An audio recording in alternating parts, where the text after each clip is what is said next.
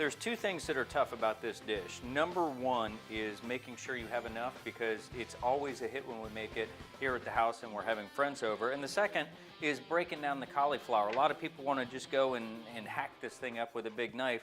I tell people it's easier to do with a paring knife, especially if you turn it upside down and work around the center part of the core. Now, working in small batches, what I would say is separate your cauliflower into 3 small piles. One pile goes in, that takes a little bit more, and we're going to pulse this and watch the cauliflower here as it starts to look a little bit more like rice.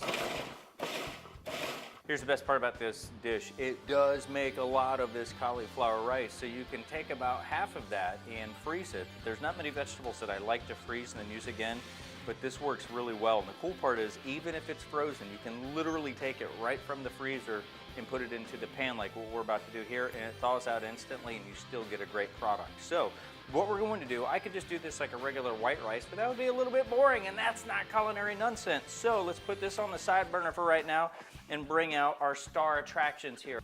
We're going to do a Spanish style rice, and that's going to involve some onion. That's just a good sweet yellow onion, some yellow and green pepper. Of course, you got to have some garlic, a little bit of peas.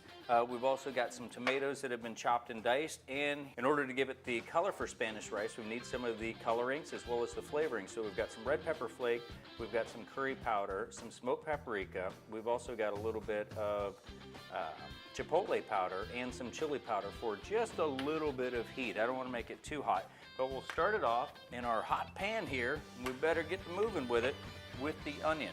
First things first, we want to get a little bit of color on our onion, and once we get that color, then we can add the rest of those vegetables. And that's going to be some of my green pepper, again for color and flavor, some of the yellow pepper, mostly for color, and garlic. And you'll note that I'm adding the garlic after I've already put the onion in.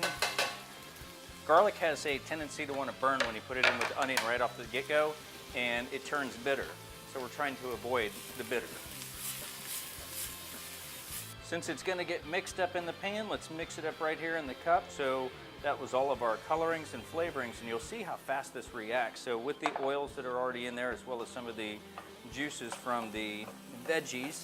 Now, I like my vegetables to have a little bit of bite, so I don't want to cook these until they're mushy. On top of this goes some of our cauliflower rice. And finally, the last couple of ingredients. That's going to be some frozen peas, your favorite variety, and some chopped diced tomato. And we'll let this continue until the peas are cooked through and the tomatoes are heated through as well. It's still a little bit crispy. We want to finish it off with some kosher salt and just a little bit of fresh cracked pepper. And there you go, the finished product. You've got yourself a Spanish-style cauliflower rice. You're going to cut way back on the carbohydrates. You're going to up some of the fiber, and the flavor is all Spanish rice. That's the best part about this dish. Even if you're not a cauliflower fan, listen, this doesn't taste like steamed or boiled cauliflower, so I encourage you to try it. And I think when you do, as I dig into Tom's plate here, you too will be saying, whether you pair it up with chicken or fish or just eat it as a side dish by itself, which then I guess makes it a main course, but either way, I think you'll be saying there is none better.